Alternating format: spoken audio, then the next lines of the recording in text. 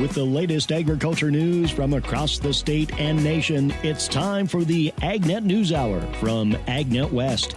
Here's your host, Sabrina Halvorson. Good morning. Thanks for joining us this morning. I'm Sabrina Halvorson here with Lorrie Boyer. Morning, Lorrie. Good morning. Joining you today from the Commodity Classic. All right. How's Commodity Classic going? It has been really good. Numbers are down a little bit this year. I don't know exactly why. I don't think anybody's really determined why. I don't know how it's anything to do with the economy or the fact that it's in a cold weather state, which we are expecting a storm here today. So there's those things, but the weather has been very pleasant. There's about just a little over 400 booths at the trade show. Admittedly, I haven't gotten to spend a lot of time in a trade show as of yet, because as you well know, we have a lot of recording and interview obligations that have to come first. But there is a lot of farm media here, so that's good. And we did have an opportunity to hear from Brooke Rollins. She held a press conference, and then she was also the speaker for the general session, which means that all attendees can go to. And they had a great turnout and actually had to put some chairs outside of the conference room or whatever it is, the theater, and then had a big TV screen. I wasn't actually over there. We were in our own press area, but yeah, so I guess that was good. And she had an opportunity to address all the farmers and ranchers. And she did say that she had some personal one-on-one meetings with some farmers and ranchers and the leaders of the organizations that make up Commodity Classic. So that's good. Yeah. So from what I heard, and I'm not there this year, from what I heard, nothing major announced during her press conference. She did talk about a new program that they're working on for farmers, but basically, as expected, with her just being a few weeks on the job, nothing major coming out of the press conference. Yeah, nothing major coming out. Most of the things that she talked about, you and I talk about and have talked about. So yeah, not a lot of exciting things, but I think it was a great opportunity for her to come in and meet people, get exposed to the ag industry, and just a visual, I think, for folks to connect to. Yeah, good. We have a little bit of big news, and I'm going to segue right into that. If you're connected with me on social media, you will have seen this already because I announced it a couple weeks ago on social media, but I have accepted a new role and will be leaving AgNet. And a lot of mixed feelings with that. I love AgNet West and working with our farmers out in California, but I do spend most of my time now in North Dakota. I have moved from California to North Dakota. That actually happened a couple of years ago, but I have accepted a position with a North Dakota nonprofit news organization called the North Dakota News Cooperative, and we'll be leaving AgNet West. So we have somebody new who will be coming on, and he'll be joining us here in a few minutes. But we wanted to start out just by letting our listeners know what was going on. And I don't know, just talking about, I will miss California agriculture, but nonprofit news has a big place in my heart. I believe very strongly in the mission of news that is not owned by somebody. And this is general news that I'm heading to, not agricultural news. So it's a big change, but I am excited for that. So we wanted to let our listeners know about this as well. How long have you been there, Sabrina? I have been with AgNet West. I was one of the first employees with AgNet West in 2012. And before that, I worked in TV and radio and started out before that in newspapers, but all in the Central Valley there of California. And so, yeah, I came on, started doing ag news in 2012 with AgNet West, was part of the early team that built up the network. I did a lot of statewide drives from San Diego all the way up to Humboldt, meeting with our affiliates and talking with radio stations and talking with farmers around the state. So that was really fun. It's been really fun to see the network grow, and it's been 13 years. I did leave for a short time when I first moved to North Dakota. So from 2018 until through 2020, I had left. And then 2020, what was interesting with the pandemic and everything that happened in 2020, everything went virtual. So many people were working from home. And I think part of it was that we just discovered that you can live in one area and still work in a different area. And so after that, I had a discussion with Robin, who's the owner of AgNet West and AgNet Media. And she said, California agriculture so well, would you reap from North Dakota and we'll fly you out to California as much as possible. So that's what I've been doing since then. So for the last 3 years since I came back, And honestly, I've been very grateful for the opportunity to do that. I got to continue to work in the state that I love, but it's time for me to be fully committed to North Dakota, which is another state that I really greatly love. So, yeah, so I made the plunge and have accepted a full-time position as CEO of the North Dakota News Cooperative, and I'm excited to get going. We mentioned before, I've been here since 2012, took a short break there from 2018 through 2020, but it's a big change, and I'm excited for what I've got coming up. I'm also excited for who's going to be taking my spot here at AgNet West. So the way that this show is going to work, at least for now, Lorrie will be in the driver's seat taking over AgNet News Hour and leading the way through there. And then her co-host coming in is Nick Papagni. So good morning, Nick. Good morning. I'm so excited to join both of you, both legends of the industry. I love it. Thank you. We like to think so. Nick, tell us a little bit about yourself. I know that you're a Central Valley guy and pretty much born and raised out there, right? Yes, exactly. I've never really left. I've been born and raised in the middle of California, Fresno, Clovis area. Went to school here, high school, went to Fresno State. Got four kids. Two of them graduated Fresno State. Wife graduated Fresno State. So we're all former Bulldogs. But yeah, the ag food country. So born and raised in it. Yeah, we'll look forward to sharing more information on what you have done in your past as far as news and as far as being in the media. But tell me a little bit about some of the area that you grew up in. Is it mainly right there? I know the Central Valley is a lot of specialty crops, but right where you're at, was there a particular specialty crop or particular orchard or something that you were exposed to growing up? Growing up, I come from an ag family, so my families are big farmers from table grapes, peach plum nectarines, the almonds.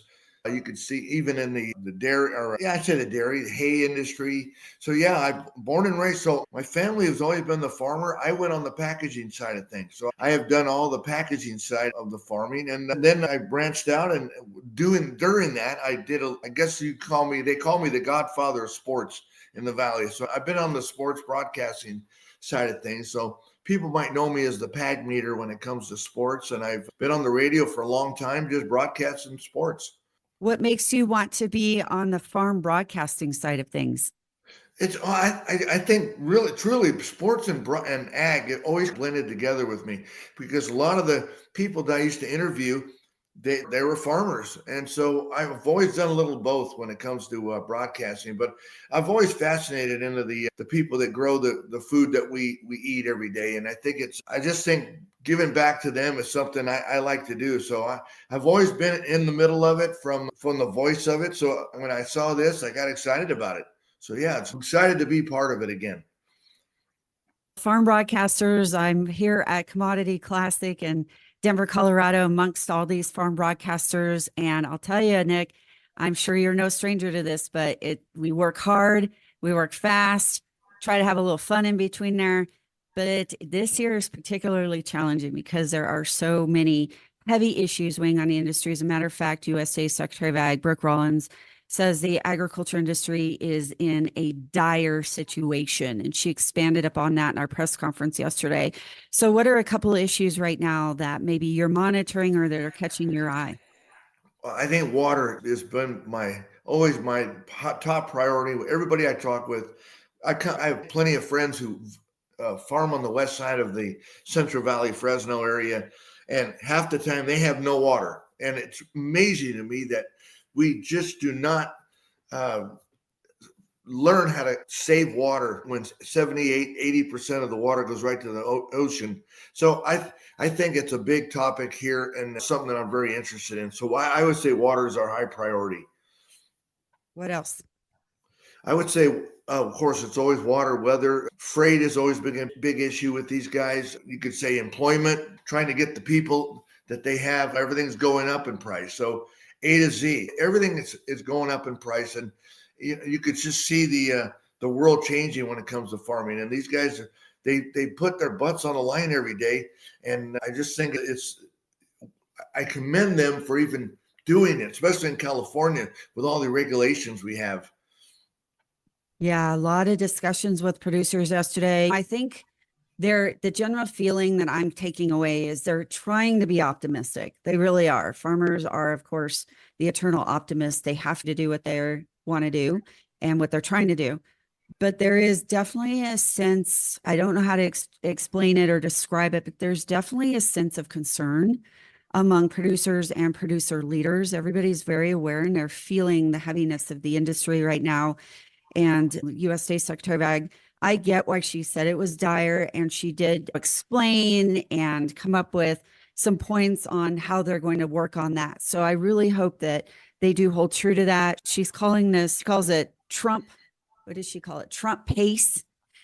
So how fast things are moving. Trump speed. There we go. That was it. Trump speed on how fast things are moving. So we can just hope that some of these improvements that she's looking for in the ag industry will happen. I can tell you she did not specifically mention water or the workforce at all in her press conference, nor in her comments. But she did talk a lot about market access and getting things open, which I know I know that the California Secretary of Agriculture, Karen Ross, really works hard on that and goes on a lot of trade missions. So that would be something that the state aligns with for sure. Yeah. Yeah. And we're going to keep talking about this. We'll keep talking a little bit more about what's going on at Commodity Classic and what the Agriculture Secretary, Brooke Rollins, had to say during her press conference. And we will keep talking with our newest member of the team, Nick Papagni. We are talking this morning about all kinds of things, actually. We announced in the first segment of our show today that I will be leaving AgNet West. I have accepted a position with a nonprofit news organization in North Dakota, and I'm super excited for that.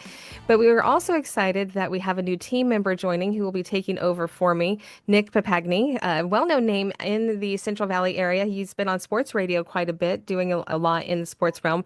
I do have to admit I'm not a sports person, so I've never heard any of your sports reports. But again, it's nice to have another name that we've heard, a voice that we've heard out on the radio. And also, you've been involved in agriculture your whole life. And that's when I started. So I came to AgNet West from doing hard news for 20 years. And like I always said, when you live in the Central Valley, agriculture, you grow up around it, and you're one way or another, agriculture has been a part of your life. But for you, Nick, it's actually literally been a part of your life because you come from a farming family, and also you work on the packing side of that.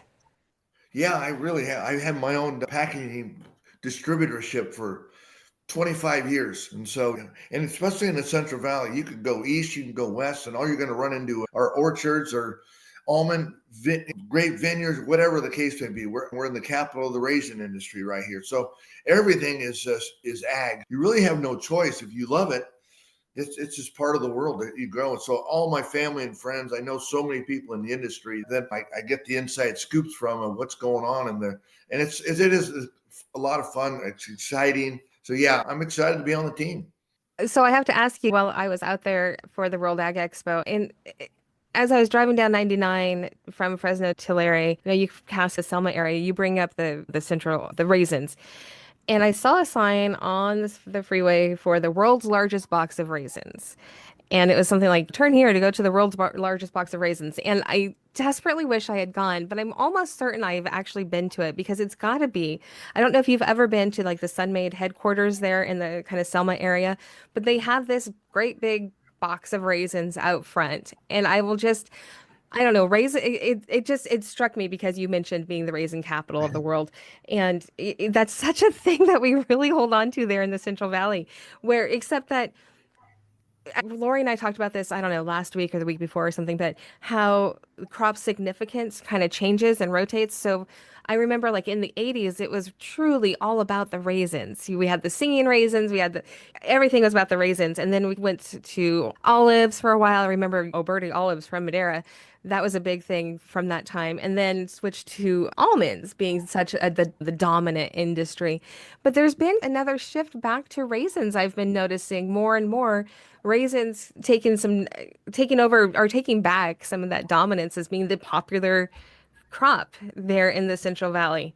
And it occurred to me a few weeks ago, like I said, as I was driving through the area to get to the World Ag Expo, and I wish that I had just taken that little detour and gone to the world's largest box of raisins, because how fun is that?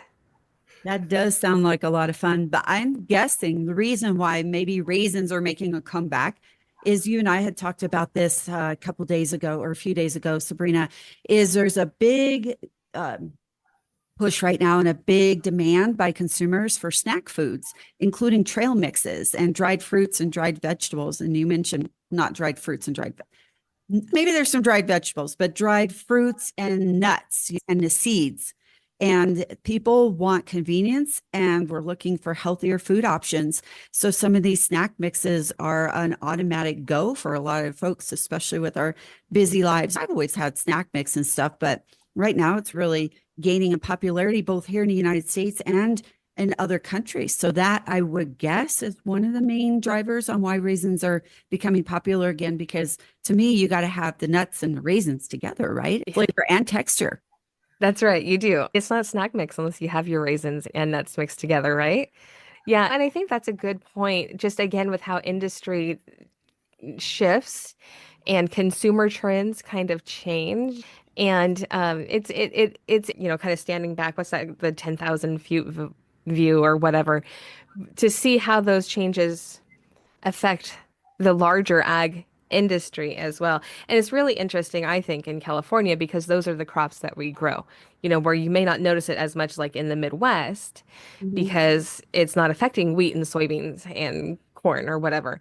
But these type of micro consumer trends do affect our specialty crops so much more. So again, I don't know. I think it's really interesting. We're a couple of ag nerds. So Nick, we like to go off on tangents like this. No, you're spot on because I think being innovated anymore, going to the grocery industry is big, and raisins are doing a better job. And you mentioned Sunmade, and they're the founders of being innovated. And you'll see them, just go to the grocery stores, you'll see Sunmade. They're doing a better job in packaging of trying to create excitement for raisins. And raisins aren't the most exciting food, but you're right. Trail mix, you'll see Raisin Bran, see different things, but raisins are doing a much better job when they're packaging. And so I got to and you'll see farmers now, you're right. A lot of farmers, they were getting rid of their raisins, going to almonds. And now it's, hey, maybe we can do a better job with raisins. So yeah, there's being innovated anymore. Having a niche is huge in the produce, food, ag industry. Yeah. We are chatting about several things this morning. It's a smorgasbord of ag topics, but most importantly, we did announce that I will be leaving AgNet West. I have accepted a position in the nonprofit sector, and we are bringing in Nick Papagni. I'm going to stumble over this a few times. I've got it right most of the time. Sorry about that, Nick, but no, that's beautiful.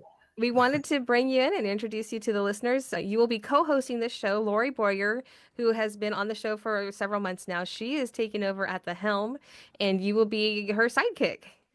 I'm excited about that. So yeah, Papagni, I have a cousin who's they have a winery here in my area, and they go by Papagni.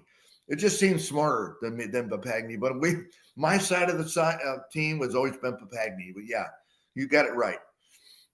All right, Nick, since I just found out that you have a connection to a winery. You're speaking her language. I don't think we'd be talking about that, but I expect some samples to be sent my way. You will be our test dummy. I'll send them as much as you want. I'm in. Sabrina can be the silent tester. Yeah. I am up for that position. Yes. Yeah, they do a good job. They got red, they got white, they got it all. So I'll send you plenty. Whatever you want, you're in. We've had a lot of fun talking about wine. Sabrina and I have. We've talked about some fun things. We've also talked about some of the harder issues with wine, and not only weather related, but just some of the trends that are going on. I don't know the issue. I don't know if the hard's the right word, but a trend towards non-alcoholic wine. So some of the wineries are looking at different alternatives, making them non-alcoholic, shifting with a new way of consumers are drinking these days. And here I'm in downtown Denver, and it is very much a party city, if you will, on the weekends. And we are in an area that are full of different nightclubs and outlets, fun outlets and things like that. And I have actually noticed, I'm not even exaggerating, even some of the people that I'm with, they are not drinking. I will tell you, last night I went to dinner with 6 people, 2 of them maybe even 3 actually, did not drink. Interesting. I also wonder, and this is, hopefully this doesn't get me in trouble, but I'm leaving anyway, so I've got a free pass. But I wonder, especially like in Denver and maybe now in California, with the increase of recreational cannabis use, Mm. if people are using that instead of drinking for that relaxing mellowing out, or instead of having a glass of wine to top off the day and shake off the work or whatever, you have a gummy or whatever instead. You don't have the calories involved with alcohol, you don't have the hangover effect with alcohol, and so I just wonder if that plays a role. Now, I have not seen or researched or anything, any type of scientific evidence on this. I'm just curious.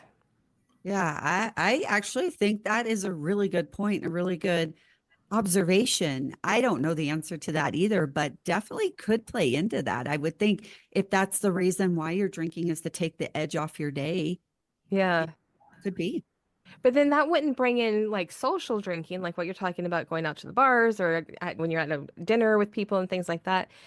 That doesn't change like the social drinking. And even that has been declining because you're not, I don't know, maybe you do, but I wouldn't think like you're going to go out and have social cannabis time at dinner, right? It's not the same.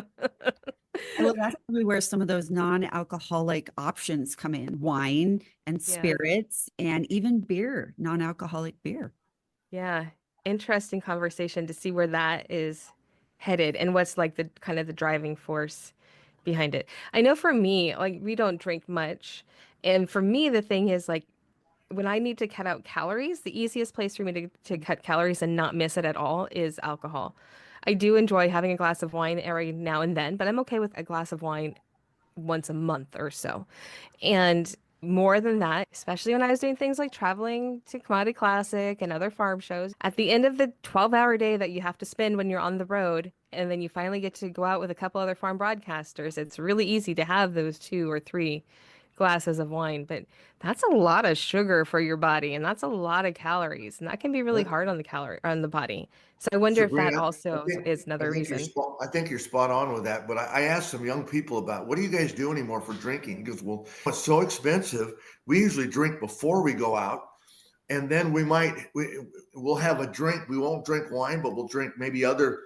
We'll have one big drink at the restaurant, or they're healthy now. You're right. They want to. They're looking at their bodies and they want to be healthy. But I think they're pre-drinking. That's my 2 cents worth. Yeah, I actually think that's a good point too. I have done that myself. And he's right. Nick is right. Like drinking is very expensive, especially when you go to a cocktail bar where they're doing what they call their handcrafted cocktails now. I love that. You're all pretty much handcrafted, you poor men. But anyway, yeah, a lot of they're charging upwards of $20. And I think California's cost of living is even a little bit more. So Nick, you're probably at least a minimum $20 for a cocktail drink, right? Yeah, and rent's so expensive anymore. These kids they can't afford that when they want to go out and have fun time at a bar. So that's hey, who knows? Everybody has a story. Yeah, but that is a good point. The cost of drinking is a lot, especially the smaller batch things too. The smaller Yeah. distilleries, and it's good stuff, but yeah, it's very expensive. It is. It is very expensive, and that could be another reason why the younger crowd. But then, like what we were talking about before, it's not so much that they're stopping, they're exchanging non-alcoholic drinks for alcoholic drinks. So non-alcoholic wine instead of regular wine. And that cost has got to be about the same if we're just talking about exchanging like that. But it's something that we'll keep looking at. Welcome back. So we've been talking about a lot of things on the show today. We were just talking about the change from people drinking like wine to non-alcoholic wine, which is something that we've talked about on the show before. But this all kind of came up because we're talking today with Nick, who is going to be taking over my spot as I am leaving AgNet West here in the next couple of weeks or the next week or so. I guess it's coming right up that I will be heading out and Nick will be taking over. So we wanted to just get to know you a little bit more, Nick, and chat and introduce you to listeners and things. So Lorrie, ask away. Okay. All right, Nick. Nick, as Sabrina and I have been doing this show, we don't have to get too much into the background on how we decide what we're going to talk about and set things up, but we do spend a lot of time talking about policy. And sometimes it is policy directly related to California, and sometimes it's policy that's more national but has implications for California. Other times we talk about trends, just like we're talking about right now, or before the break, excuse me, consumer trends and what's going on in the industry. We have talked about lots of different little things within those things that personally affect us, things that affect outside of the United States as well. And there are cases when we talk about an issue that might be going on in a completely different part of the country. I think, Sabrina, you and I talked about private property rights. I want to say it was in Missouri, somewhere in that general area. And so sometimes we just pull up some of these things that go on in other areas. And the reason for that is twofold. I've been doing this for 28 years. So one thing I've learned is that farmer listeners really care and are interested in things that go on in the other parts of the world, even though it may not be in their own backyard. They want to know, and they're very connected to that. And I always get some sort of feedback when I do that kind of thing. And the other thing is just general awareness. We all have to be aware and well-rounded in agriculture anymore. We can't just, as hard as it is, just do our thing and be tunnel vision. We have to know a little bit about a lot of things that are going on. And the connections to California are amazing. And I'm still amazed by that. As long as Sabrina and I have been doing this, and as long as I've been covering California issues, is that even though you may think it's so far remote, I can always find some sort of connection. It's just amazing to me. And then, of course, we have a lot of the leaders here in California that are very active on a federal level. We've got some pretty heavy seats in the House. And so we talk a lot about what they're up to. And then sometimes, Nick, we just talk about social issues, mental health, just some of those things like that. So a nice little mix of things, but I think that it's actually really interesting. I always think, if I was a listener, do I want to hear this? Am I interested in this? So that's my take on that. Nick, what do you foresee as being what you want to do in this show, and what kind of part you want to play and what you want to talk about? So I have friends all over the country. I got friends around the world, but they all look at California as crazy. You're crazy out there. Yeah, I think people are very interested in what goes on in California. I think it's a change in time in California for the better. I think it's been a disaster for so long. The high-speed train to go into nowhere, that's always been a big topic. The rain issue, the farming, you can name A to Z in California. Everyone looks at California. We're still a leader, I just think, in the United States, but a crazy leader. And I think it's changing. So I think getting the word out that it's a beautiful state, and we need to change things up to make it go in the future. And I want people to know that where the food is grown. A lot of people up north, a lot of people down south don't get that. And so I think we're spreading the word that the food and the ag and everything comes from California, and they're good people. And we got to just get the word out for that. As we continue on with the show here, Nick, and our discussions, I will say, not that other states aren't important, because they are, but California really is a key state in the agriculture sector for many reasons. The largest dairy state in the nation, of course, specialty crops, the number of ag laborers that enter the state and that work there and that create tax bases in the economy is none other. But there's also a lot of issues on the flip side that a lot of people question and push back on. You mentioned water. Governor Newsom has been criticized multiple times over the years for how they handle water. We saw Trump come in right after the wildfires. Sabrina and I covered this, and made a lot of changes to the water delivery system that weren't always welcomed. But he came in and he said, why isn't there enough water here? There needs to be more water here to fight these fires. So he came in and he just made those changes. And there was some criticism on what he did as well. I'm just pointing out. And then I'll tell you right now, the other two that gets a lot of pushback on California from the Western states, other areas in general, is Proposition 12, which actually is being talked about quite a bit again. There is more discussion on trying to put something in the Farm Bill to make that go away, because that has had such an impact in other states. And it's being talked about here at Commodity Classic, even though we're not really covering livestock. And then E85, year-round sales at E85. I know that's primarily corn, ethanol, and soy-based. However, there's a lot of biomass in California that is used for ethanol. So California is a big part of the discussion. But what comes into play, and I'm going to be honest with you, Sabrina, and I tell people this all the time, we're not lawyers. We are not working in those specific industries. We don't eat and live and breathe it like the Cal OSHA and CARB and all those, the Air Quality Commission, all those. But the rules in California for using E85 and different types of fuels are so different and so hard to get through. So even that is being discussed right now, is how can E85 make its way into California more readily and more easily? Yeah.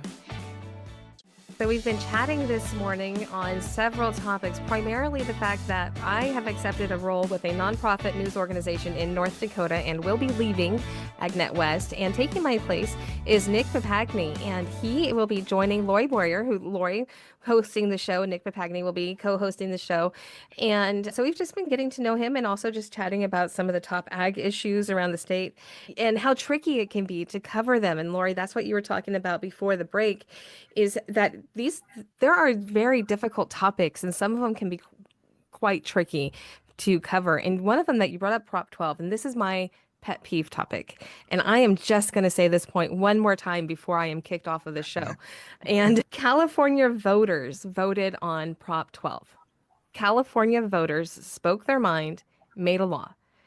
But some people in the ag industry in other states don't like that law and want to change what California voters did.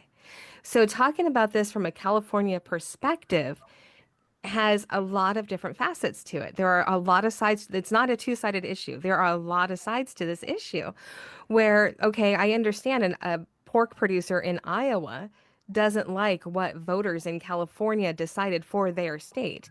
What they decided is that meat sold in California needs to meet certain requirements. Those requirements are hard on the pork producers in Iowa. Does that mean then that the pork producers in Iowa and all the people who support them have the right to overturn what California voters decided for California? That's the big question here with Prop 12. The ag industry would say yes, because we're farmers, we have the right to come in and say that voters in California don't get to choose what they want for their meat. It's sold in California. That's the ag position from around the nation. However, the legal position and the California voter position is, okay, somebody in Iowa doesn't like what we voted to do in California, but we still voted to do this in California. You don't have the right to change it. Those are big issues for the ag industry.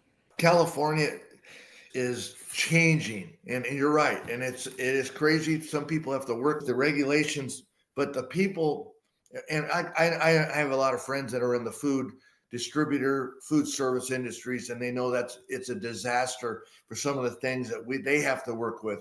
So on their side of things, there'll be other little ways to get through that, what you're talking about, for them to work with California people. It's hard to say right now because it's a touchy subject, but for them, they can work through it. That's what I'm hearing from them. They can work through the clutter of what was passed. So I don't have the right words for that yet, but California's changing for the better. Put it that way. I interview the National Pork Producers Council ever so often, and this is one of the questions, similar, not this exact question, but one of the questions that I will be asking them is, and it is being discussed in the next to put into the Farm Bill, that would reverse Proposition 12 or somehow at least make it mitigated so that producer in Iowa, to Sabrina's example, can still do business in California on a beneficial level. I don't know what the right wording is, but so they can still do commerce. Okay.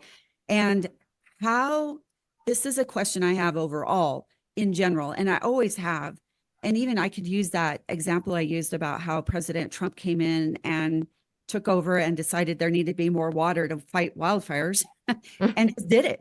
Two questions, I guess, here. So I will be asking pork producers how a farm bill can put language in there that would reverse the voter decision that Sabrina mentioned. How can you put that into a farm bill? And I haven't even heard of that. And I've been covering this for a long time. And that's such a state specific thing to put in a farm bill. So that's one Right. of the questions. Yeah. Two is, I still haven't figured this out. And a lot of people tell me that the state will always trump federal rules and regulations, but how can that be true when we are talking about reversing the California voted legislation? And even in Colorado, there's other kinds of discussions with water and wolves and things like that, where the land permit, grazing permits, where the federal government is getting involved and may reverse some of the things going on in the state. I don't quite understand that process, and I don't see a consistent way of doing that. And I haven't for a long time. So again, how can the government come in and just decide, hey, we're not going to have this, we're going to do something different? And I think that, like I said, not to go over and over, but what happened with the water, isn't that an example of? Yeah.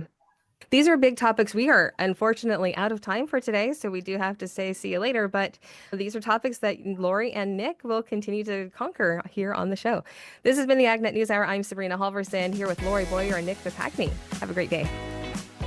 To get more information on the topics you heard today, visit AgNet West at agnetwest.com. You can also stay connected by following us on our social media at AgNet West on Facebook, Instagram, and X. Also look for Sabrina Halvorson on Facebook, and be sure to subscribe to our podcast by searching for AgNet West on your podcast app. Thank you for listening to the AgNet News Hour from AgNet West. AgNet West Radio Network, your primary choice for agriculture news.